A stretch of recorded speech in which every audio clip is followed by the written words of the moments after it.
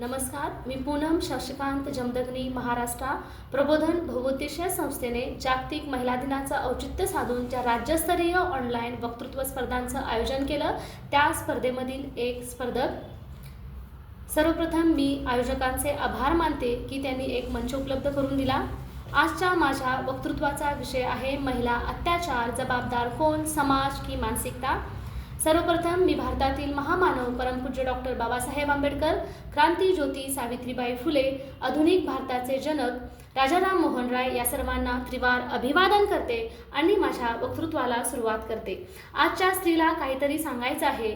आजची स्त्री म्हणते, मला पुराणात पाठवा होईन मी राधा आणि सीता, रणांगणात पाठवा होईन मी झाशीची राणी आणि जिजामाता, चिखलफेका माझ्यावरी होईन मी सावित्रीबाई ज्ञानज्योती, ज्योत पेटवून ज्ञानाची होईन मी आनंदीबाई जोशी, क्रीडांगण गाजवेन मी होऊनी सुनीता आणि बबिता, अंतराळात फडकवेन झेंडा होऊन मी कल्पना आणि सुनीता. अशी ही स्त्री कधी ती माता असते, भगिनी असते, सहचरणी असते, अर्धांगिनी असते, पत्नी असते आणि गरज पडली तर ती दुर्गा आणि चंडिका सुद्धा बनते. अशी ही स्त्री.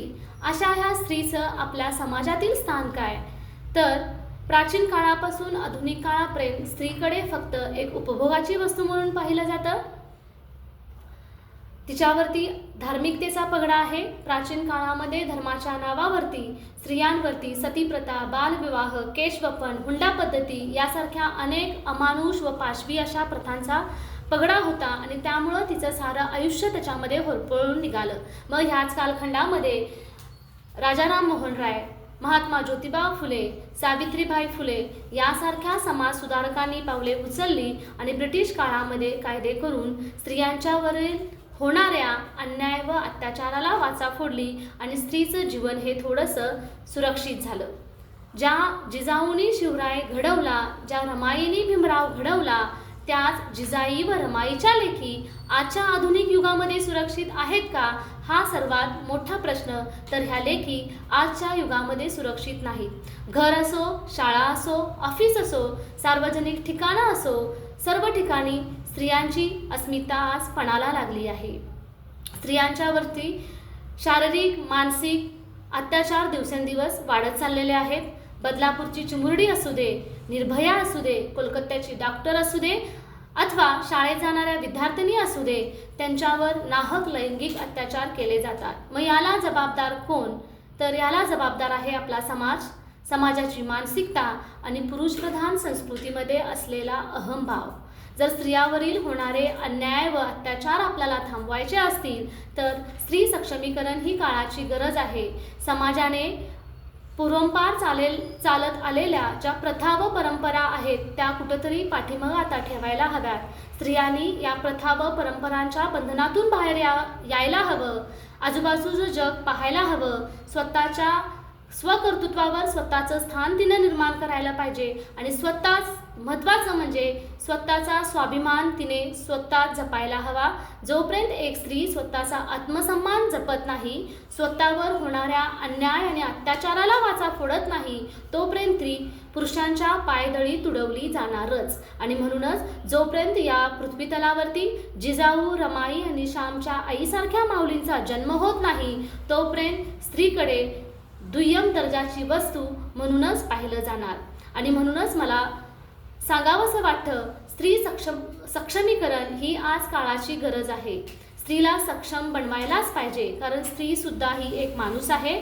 भारतीय संविधानाने जो समानतेचा मूलभूत अधिकार सर्वांना दिला आहे, तो समानतेचा अधिकार उपभोगण्याचा अधिकार सर्वस्वी स्त्रीला आहे. मला इथे एक उदाहरण द्यावं वाटतं.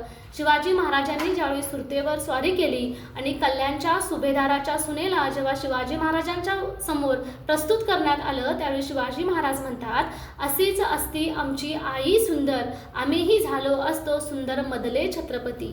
काय ही उदात्त भावना, काय ही स्त्रियांबद्दल असणारा आदर. आजच्या तरुण पिढीला मला इतकंच सांगावंसं वाटतं की शिवाजी महाराजांसारखी दाढी आणि चंद्रबिंदी लावून आपल्याला शिवाजी महाराज होता येत नाही. जोपर्यंत शिवाजी महाराजांचे आदर्श, त्यांची मूल्ये आपण अंगीकारत नाही आणि घरातल्या आपल्याच माता भगिनींना योग्य तो सन्मान देत नाही, तोपर्यंत आपल्याला शिवाजी महाराज खऱ्या अर्थाने समजले असे आपल्याला म्हणता येणारच नाही. जी सह्याद्रीची दरीखोरी शिवाजी महाराजांच्या वीरतेचे गाणे गायची किंवा ज्या दराखोरामधून वीरतेचे वारे वाहायचे, त्याच दराखोरामध्ये आज मला वाचवा अशी आर्ध किंकाळी आपल्याला ऐकायला येत आहे. व हे कुठंतरी थांबवायचं असेल तर समाजातल्या संस्थांनी, शाळांनी, महाविद्यालयांनी व NGOनी योग्य ती पावलं उचलणं आवश्यक आहे.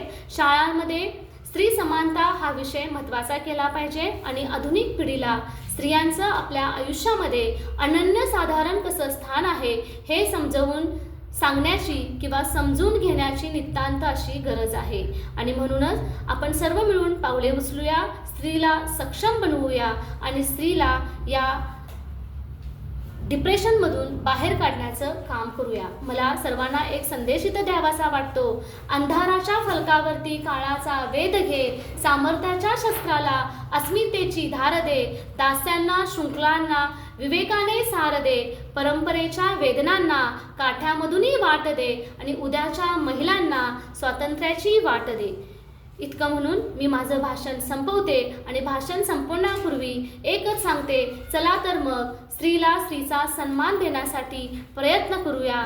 सर्व मिळून एक साथ स्त्रीची समानतेवर आधारित एक जनजागृती करूया आणि स्त्रीला सुद्धा मानव म्हणून जगण्यासाठी सक्षम बनवूया.